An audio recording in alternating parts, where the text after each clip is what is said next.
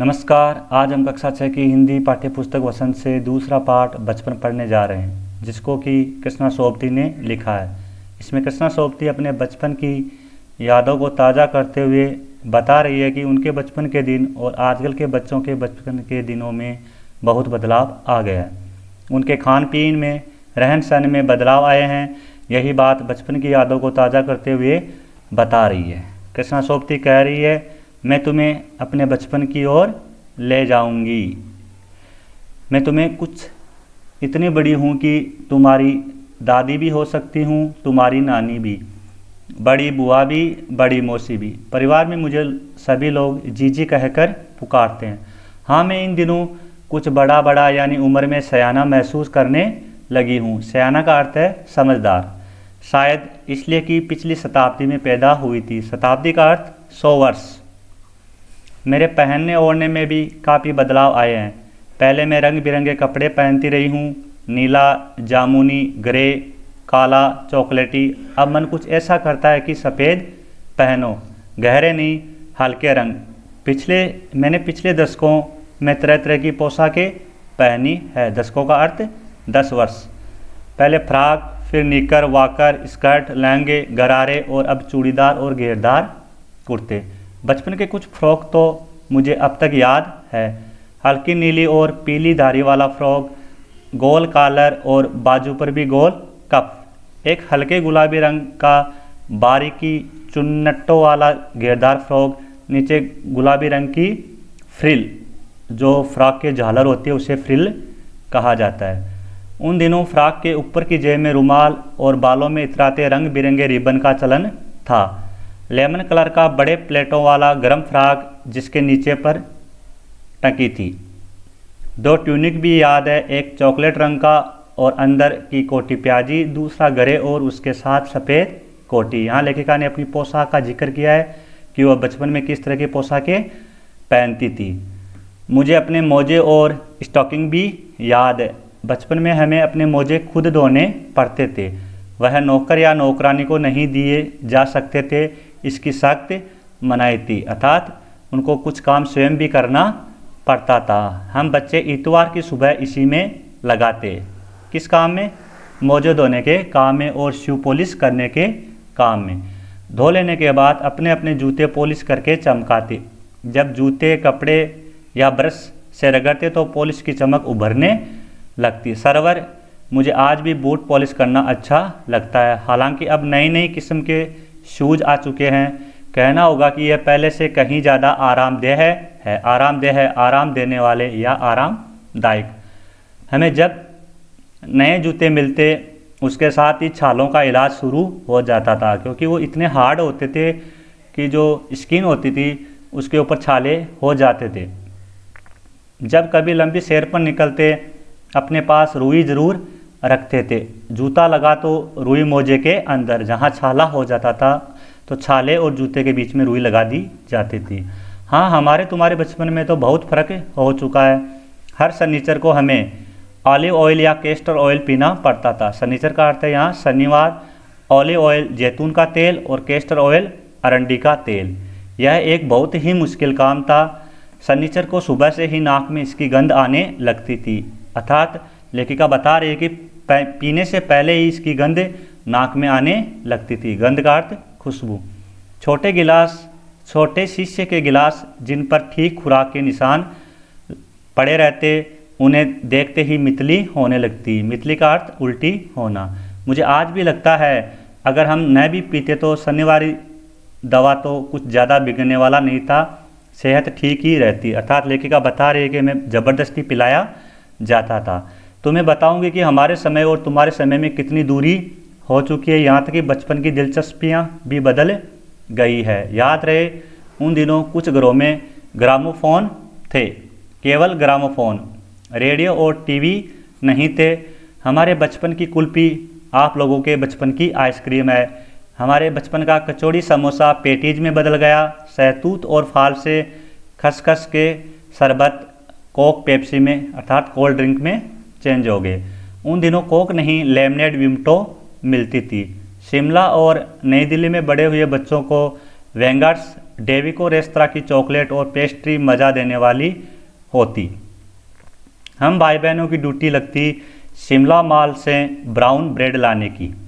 हमारा घर मॉल से ज़्यादा दूर नहीं था, एक छोटी सी चढ़ाई और गिरजा मैदान पहुंच जाते। वहां से एक उतराई, चढ़ाई का जस्ट अपोजिट उतराई उतरते और मॉल पर कन्फेक्शनरी काउंटर पर तरह तरह की पेस्ट्री और चॉकलेट की खुशबू मन भावनी।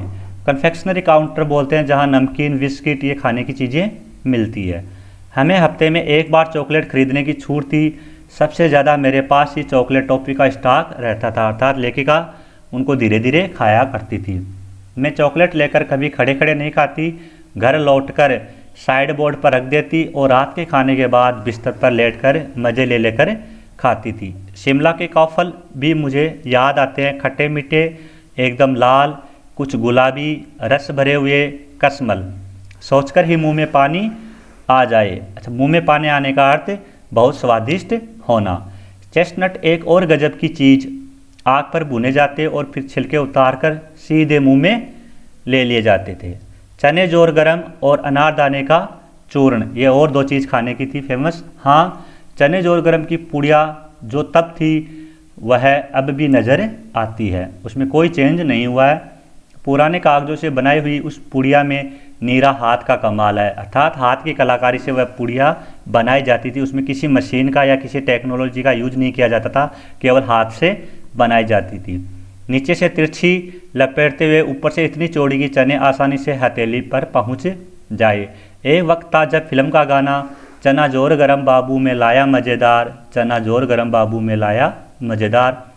चना जोर गरम उन दिनों स्कूल के हर बच्चे को आता था। कुछ बच्चे पुड़िया पर तेज मसाला बुरकवाते, पूरा गिरजा मैदान घूमने तक ये पुड़िया चलती, अर्थात मैदान को क्रॉस करने तक वो इस पुड़िया को खाते रहते थे। एक एक चना पापड़ी मुंह में डालते और एक एक स्टेप लेते थे, ये उनकी स्पीड थी। छुटपन में हमने शिमला रिज पर बहुत मज़े किए हैं, घोड़ों की सवारी की है।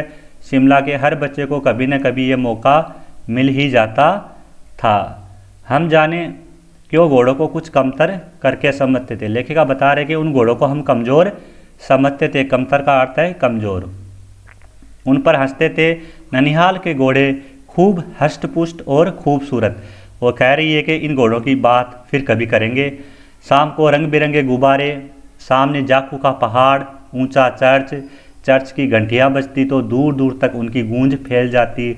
लगता इसके संगीत से प्रभु यीशु स्वयं कुछ कह रहे हैं। शाम के समय का यहाँ बता रहे कि शाम का समय कैसा लगता था। सामने आकाश पर सूर्यास्त हो रहा है, गुलाबी सुनहरी धारियाँ नीले आसमान पर फैल रही है। दूर फैले पहाड़ों के मुखड़े गहराने लगे हैं, अर्थात हमें धीरे धीरे अंधेरे की ओर जाने लगे हैं। देखते देखते बत्तियां टिमटिमाने लगी, लाइट्स ऑन होने लगी। रिज पर की रौनक और माल की दुकानों की चमक के क्या कहने, अर्थात वहाँ इतनी लाइट्स थी कि वहाँ का जो दृश्य था वो बहुत ही सुहावना था। स्कैंडल पॉइंट की भीड़ से उभरता कोलाहल शोर। सर्वर स्कैंडल पॉइंट के ठीक सामने उन दिनों एक दुकान हुआ करती थी जिसके शोरूम में शिमला काल का ट्रेन का मॉडल बना हुआ था। इसकी पटरियाँ, उस पर खड़ी छोटे छोटे डिब्बों वाली ट्रेन, एक और लालटीन की छत वाला स्टेशन और सामने सिग्नल देता खंबा, थोड़ी थोड़ी दूर पर बनी सुरंगें। सिग्नल का अर्थ संकेत।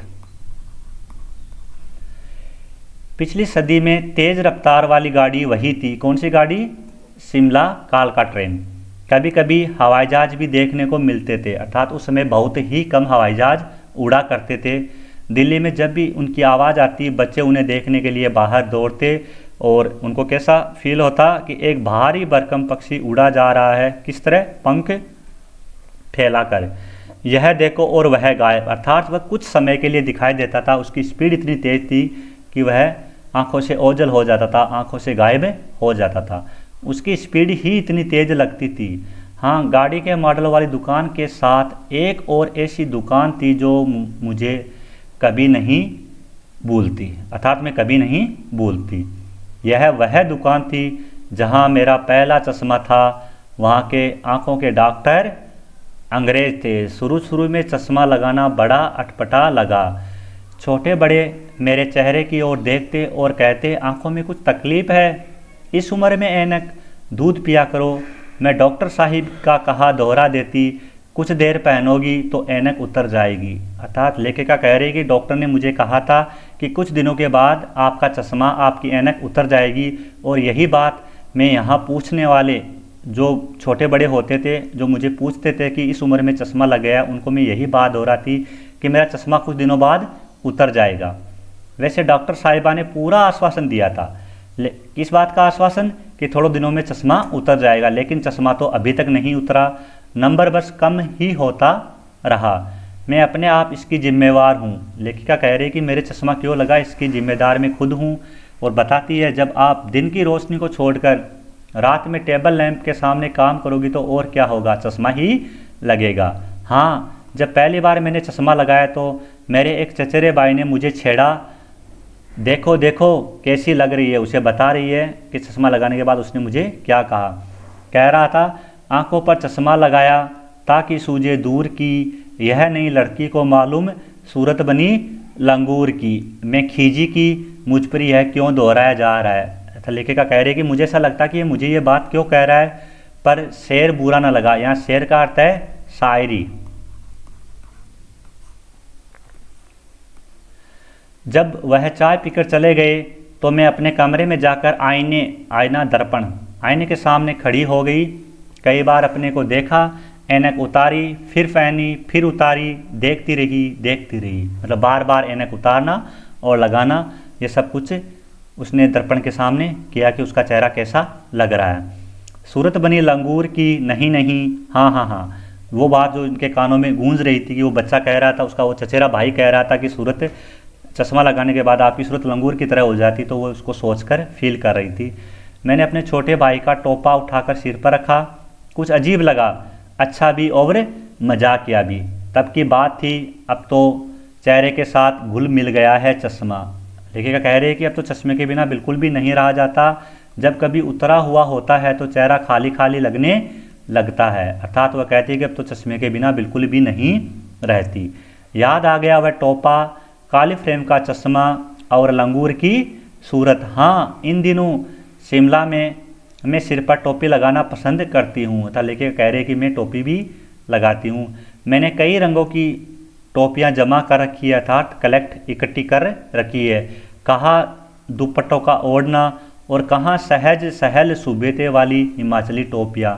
सहज सहल सुबेते अर्थात जो आरामदायक, आसान और सरल है। तो हमारा पाठ समाप्त हुआ। इस पाठ की लेखिका कृष्णा सोबती ने अपने बचपन के बारे में बताया है। धन्यवाद।